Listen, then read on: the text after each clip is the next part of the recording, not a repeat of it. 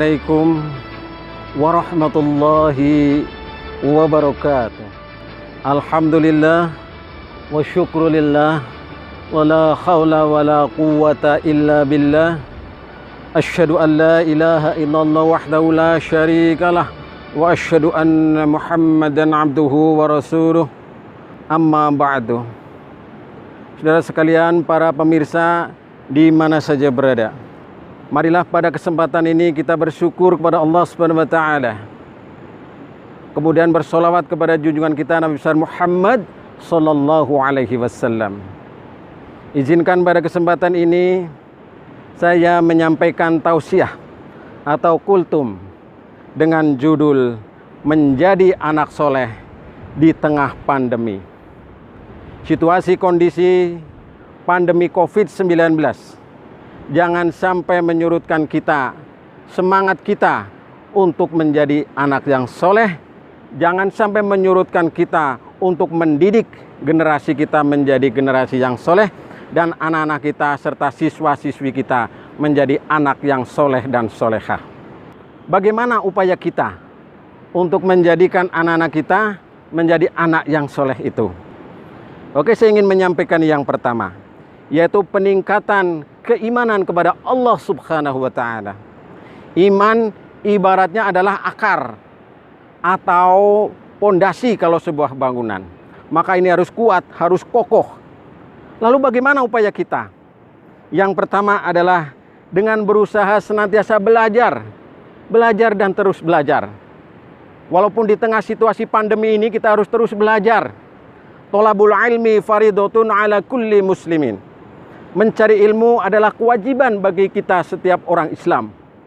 Maka mari kita terus belajar, tafaqquh fiddin, tiada henti. Kemudian yang kedua, kita dengan rajin mengaji. Mengaji, belajar Al-Quran, huruf Al-Quran sampai dengan bisa membaca Al-Quran. Syukur bisa memahami Al-Quran. Khairukum man ta'allama Al-Quran wa 'allamahu. Maka kita hendaknya belajar Al-Quran secara sungguh-sungguh. Lalu diikuti yang ketiga. Apa itu? Yaitu gemar rajin membaca Al-Quran. Biasakan setiap habis maghrib membaca Al-Quran. Biasakan setiap habis subuh membaca Al-Quran. Atau kapan saja kita boleh membaca Al-Quranul Karim. Kemudian untuk membentengi ini semuanya, yaitu dengan apa? Supaya anak-anak kita tidak terpengaruh oleh pengaruh dari luar, maka hendaknya berteman dengan teman yang baik agar keimanannya tetap terjaga. Inilah upaya kita yang pertama dalam aspek keimanan. Kemudian yang kedua, adalah aspek ibadah. Mari kita tanamkan kepada anak-anak kita supaya rajin beribadah. Bagaimana upaya kita? Yang pertama adalah dengan berusaha rajin sholat 5 waktu. Subuh, duhur, asar, maghrib, dan isya.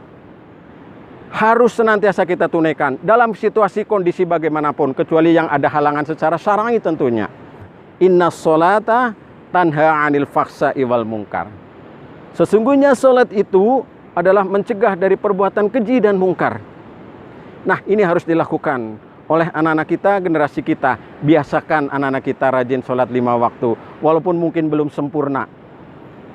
Kemudian upaya yang lain yang berikutnya adalah dengan rajin ke masjid. Masjid sebagai baitullah, masjid sebagai tempat ibadah kita kepada Allah. Innama ya'muru masajidallah man amana billah. Sesungguhnya yang pantas memakmurkan masjid Allah ini adalah orang yang beriman kepada Allah. Oke, ini yang kedua. Kemudian yang berikutnya, setelah kita rajin ke masjid, adalah kita rajin berdoa kepada Allah Subhanahu wa taala. Rajin berdoa, ud'uni astajib lakum, kata Allah. Bermohonlah kamu sekalian kepada Allah, niscaya akan dikabulkan. Rajinlah berdoa, karena ibadah, rangkaian ibadah semuanya dalam ajaran agama Islam itu semuanya adalah intinya adalah doa. Maka kita harus rajin berdoa kepada Allah Subhanahu wa taala.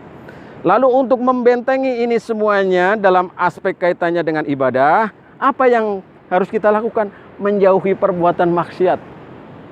Perbuatan maksiat yang luar biasa sekarang, baik maksiat secara lahir maupun secara batin, maupun maksiat di dunia maya. Nah, ini harus kita lakukan upaya kita untuk menjaga agar ibadah kita tetap terjaga. Nah, ini upaya yang kedua. Kemudian yang ketiga, saudara sekalian, adalah kita peningkatan di bidang akhlakul karimah. Di bidang akhlakul karimah, upaya kita bagaimana? Mendidik anak-anak kita, dan kita termasuk tentunya, adalah berbakti kepada kedua orang tua.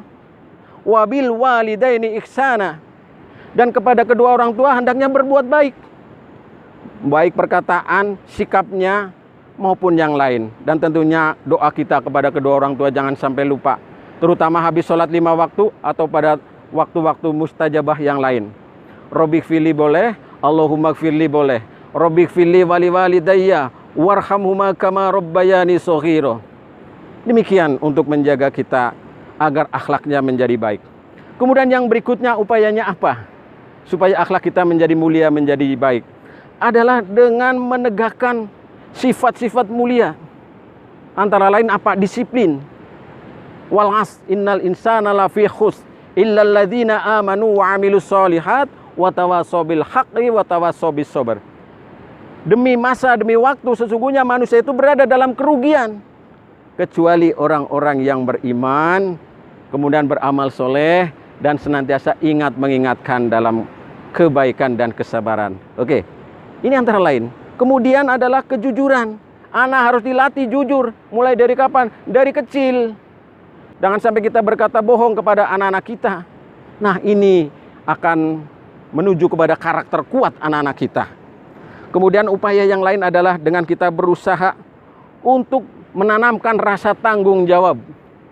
Pesan Nabi kepada kita, kullukum ra'in wa kullukum mas'ulun an ra'iyatih. Setiap kamu adalah pemimpin dan setiap pemimpin akan dimintai pertanggungjawaban.